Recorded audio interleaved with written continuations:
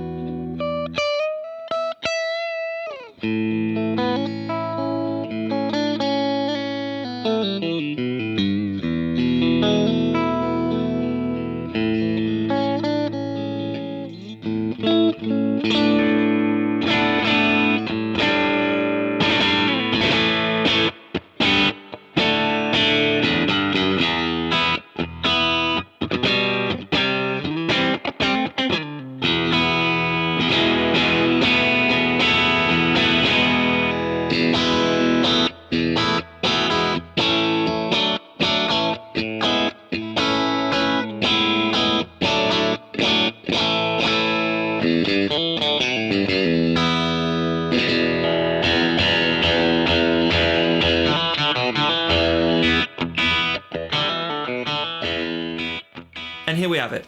It's not a new model. In fact, you can't get them anymore other than on the second-hand market. It's a 2012 Fender American Vintage reissue, or an AVRI.